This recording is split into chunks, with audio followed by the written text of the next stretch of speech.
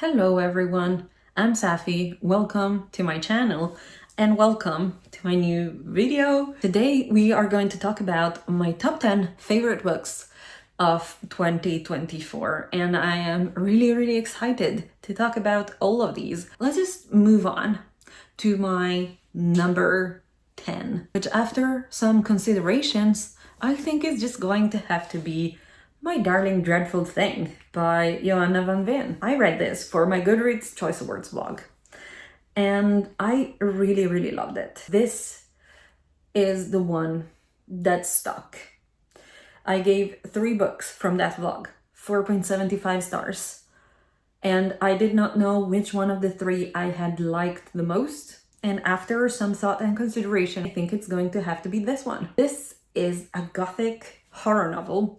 It is sapphic and it's about this woman called Rose who has been abused all her life by her mother. And she can see spirits. As a matter of fact, she has a spirit companion called Ruth. This Ruth apparently can possess her with her consent. They do some type of semi-fake seances, like her mother forces her to do these fake seances so that they can make some money, pretty much. And one day, this wealthy widow comes around to a seance, and it seems like she's very interested in Ruth. So she makes a proposal to Ruth's mother to take Ruth with her to her manor, and she pays Ruth's mother handsomely for this. So Ruth goes to live with Agnes. The manor is like decaying, it's grumbling, it's full of mold and other nice things that make for a very good gothic setting. And there's like creepy statues, there is a sick woman that's living in this manor, and yeah, it was such a beautifully haunting atmosphere. I really loved it, and it was the perfect setting for the tragic sapphic romance that takes place in this book. And well, the story basically kind of jumps timelines because we get some timeline as we are following Ruth, who goes to Agnes's manor and gets to live there with her, and then we are following the aftermath in which Ruth is having conversations with psychiatrist, I think it is, because something has happened in this manor and Ruth has been framed for a murder, and we know that it wasn't her, but of course when she says that it was a spirit, nobody believes her. This book was really good. It reminded me a lot of the yellow wallpaper, it reminded me of Wuthering Heights, and of many other gothic classics, even a bit of Shirley Jackson. If you're looking for some good queer gothic horror, this book, try it. Then my number 9, I think, is going to have to be The Secret Life of Insects by Bernardo Esquinca and translated by James D. Jenkins. Also, there's an introduction by Mariana Enriquez, which, as you may know, is pretty much my favorite author. I think I can call her that by now. And there's also illustrations in this by Luis Perez Ochando. Well, anyways, this is a short story collection. I loved it. I loved it so much. I mean, obviously, it's in my top 10. I obviously love this, but it's a short story collection. It's really gothic as well. It's very macabre, and it has themes that regard also mythology, religion, and psychology. I felt like it had loads of depth and loads of meaning, and I tabbed this. I underlined a lot of quotes in this, and there were some quotes that hit so hard for me. I read this on my Kindle at first, and then I just had to grab a physical copy as soon as I was done with it.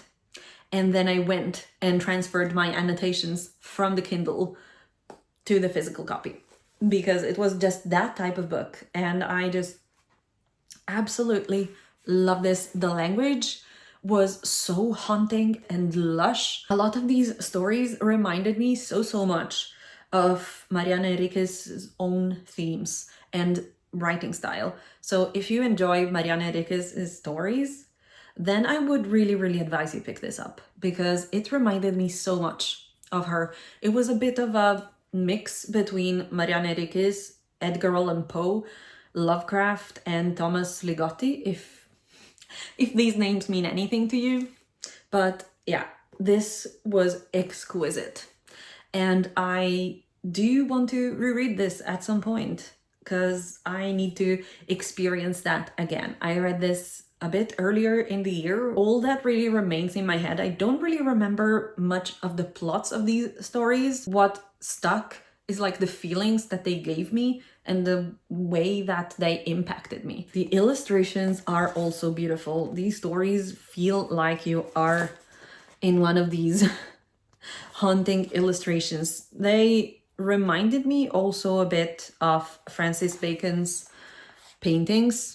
Not these illustrations, but just the way the stories made me feel. It was a bit like the paintings by Francis Bacon. I might put a couple of them on the screen so that you can see what I mean. But this was very macabre, and I would 100% recommend reading it if you're a fan of gothic horror. So my number 8 is going to be Natural Beauty by Ling Huang. So this came as a surprise for me. This one was a literary horror, and it's also queer. This is the story of this girl destined to become a big piano player, and then her parents end up in an accident, and to pay for the medical expenses, she has to quit her music career and she starts working at, I don't remember at first, I think she works at a restaurant, and then somebody from this beauty and wellness center called Holistic approaches her and asks her to go work for them. So since obviously they pay much better, plus there's a lot of benefits that come from working in a place like this, she accepts and she goes to work for Holistic. And once she's there, some really sinister things start happening. I ate this up. I loved this book so much. The language is so lyrical. There were so many quotes. I also tabbed this, by the way, but there were so many quotes that made me gasp. There were quotes that brought tears to my eyes. And that's rare. That's really rare. This is so beautifully written and so beautifully crafted. There's body horror, there's really macabre things happening, the tension keeps rising. The relationship in here is also like some of the most nuanced, I think, that I've read in this last year. I initially gave it a 4.75 stars, but now, several months later, I can't remember why this wasn't a 5-star. So I think I'm gonna have to bump it up, because I think this deserves a 5-star. And yeah, I can't recommend it enough. It talks about race, identity, the beauty industry, beauty standards, consumerism. I can't recommend this enough. Truly, one masterpiece of literary horror. So then next we have Tell Me I'm Worthless by Alison Rumfitt at position number 7. I also did not expect to love this book as much as I did. I tabbed this too. I love tabbing books that I'm enjoying and that have a writing style that resonates with me, and this definitely did. This is the story of these 3 women. They go into this abandoned house to explore it. And this house is supposedly haunted, of course. And once they're in there, something really horrifying happens. And one of them disappears into nothingness. When they get out, the 2 survivors remember very, very different things. And they accuse each other of truly awful actions. So they think that the other person is lying. So during the novel, we kind of put together what has happened, and they decide to also go back to the haunted house and see for themselves if they can remember anything. Because after they get out of there the first time, these two girls just stop talking to each other, of course, because they think they've done awful things to each other while they were in there. But they decide to get together one last time to go back to this place and figure out what happened and figure out the truth, basically. This was incredible and so angry. This book drips with fury. I fell in love with Alison Rumfitt's writing style when I read Brainworms, which was my first novel by her. I think that it was a mistake to read Brainworms first, because the foreword to Brainworms actually spoils the ending of this. So do know that before picking up Brainworms first. If you do pick up that one first, don't read the foreword before you've read this one as well, because it spoils the ending. And I didn't know that. So that was a bit of a bummer. But obviously I enjoyed this just as much anyways. Even knowing what would happen, I absolutely ate this novel up. I adored it. I liked Brainworms almost as much as this, but ultimately it was this one that really stuck for me. And there's this one scene in this novel that's going to be seared in my brain forever, pretty much. I adored that scene. It made my jaw like drop open when I was reading it. The imagery, the symbolism, it was just 10 out of 10, truly. And this novel also gets really political. It also talks about women's political situation, and especially trans women, because the author is a trans woman and the main character also is a trans woman, so it goes a lot into that.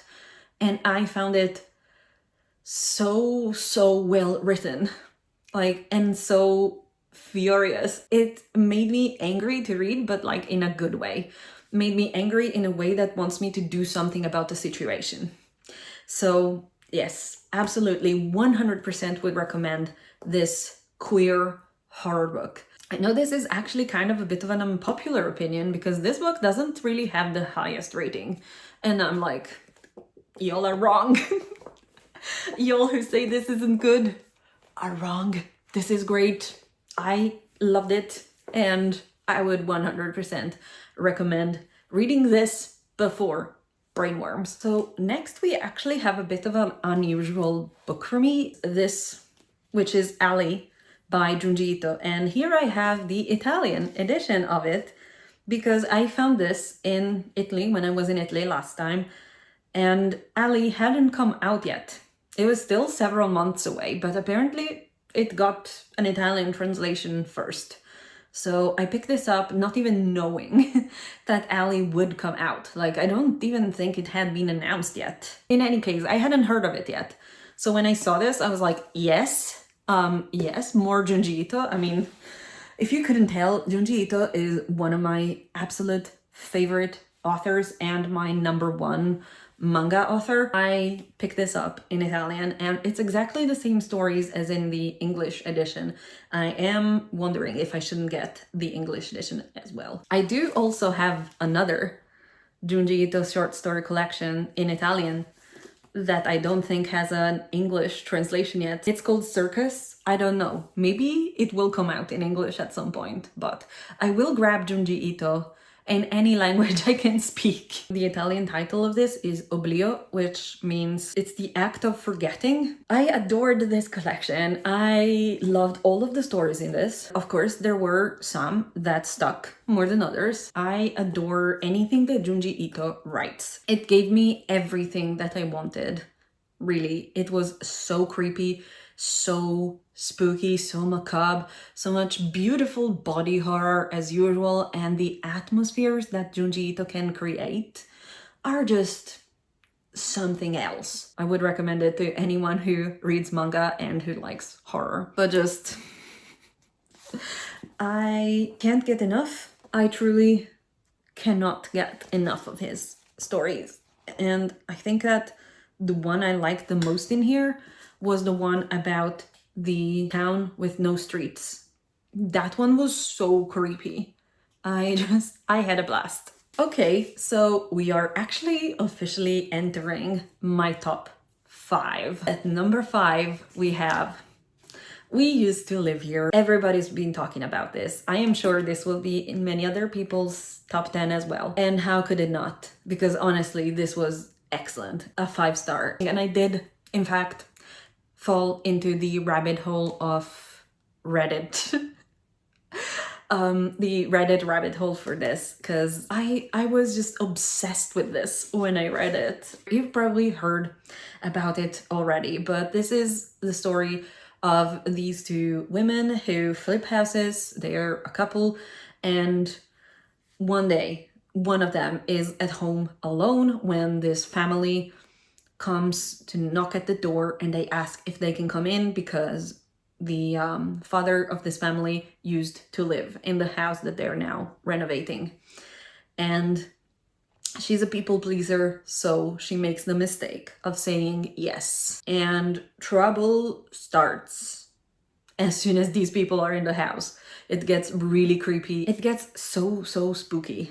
And also kind of slightly scary. I would 100% recommend this if you enjoy haunted house stories that aren't just about a haunted house.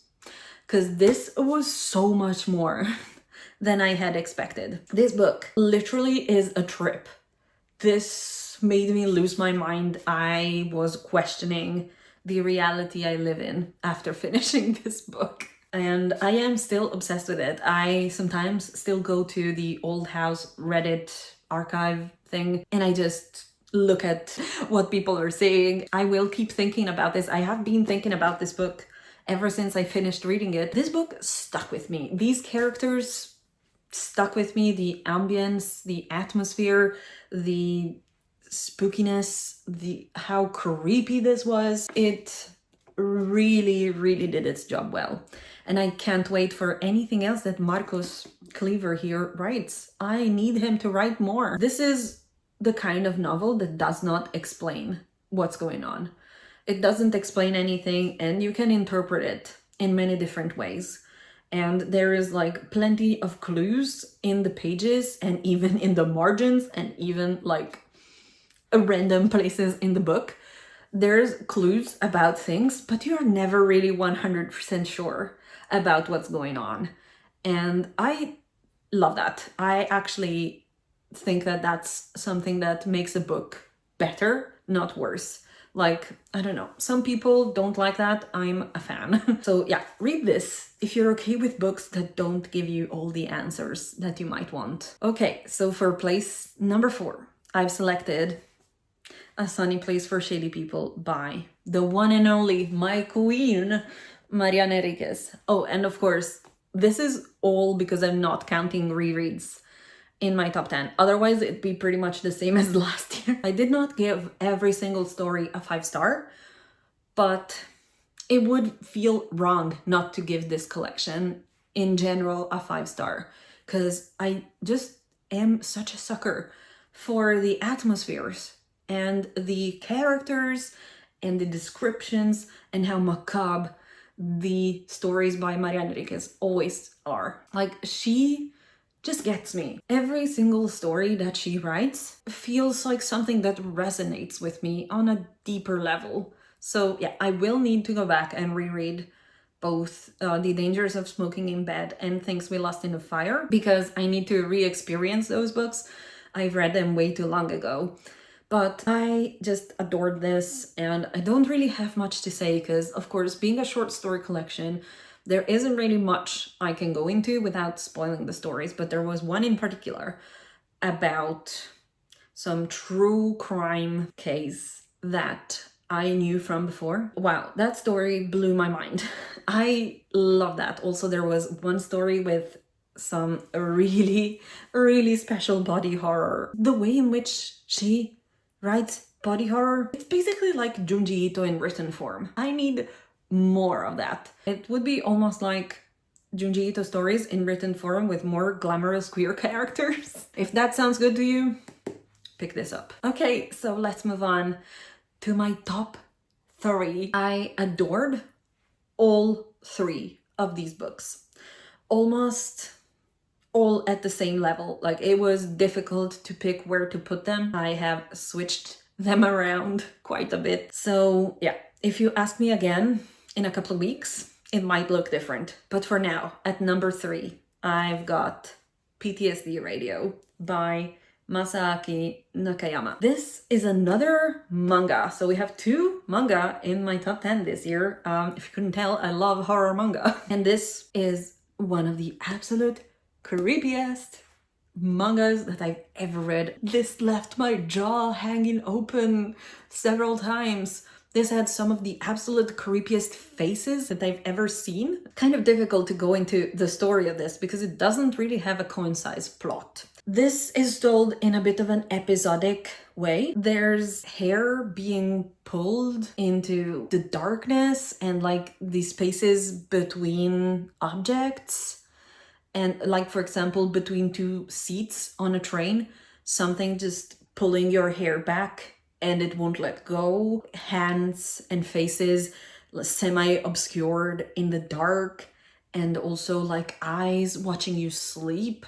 And it's like a spiral into madness. I think that maybe I enjoyed volume 2, because there's 3 volumes of this, even more than volume 1, but I still gave volume 1 5 stars. Volume 2 maybe could be like 5 stars plus, if that's a thing, like a 6-star book. There were some scenes that creeped me out so much I got goosebumps, and that's what I want from this type of book. So yes, this was a trip. And as I said, it's told in a bit of a non-linear episodic way. You don't really understand what's happening. I'm pretty sure this is incomplete and it will never be really completed because the author had to stop writing this because after he started writing this series, he started experiencing some weird things himself and his health started to deteriorate at the same time. I hope Masaaki Nakayama is okay, and I'm okay with the series being incomplete. Even though I wish we would get a 4th volume, of course, the health of the author comes first. It doesn't feel like a wrapped up story. It almost feels a little bit like We Used to Live Here, in the sense that it doesn't need answers necessarily. It's the experience that counts. And maybe if we got answers, they wouldn't be as good as imagining the worst on our own. This manga series is now officially one of my favorites of all time, together with all of the ones by Junji Ito, basically. I read the 1st volume a few months ago, and then I immediately had to purchase the other 2 and read them as soon as I got them, because I am obsessed with this series.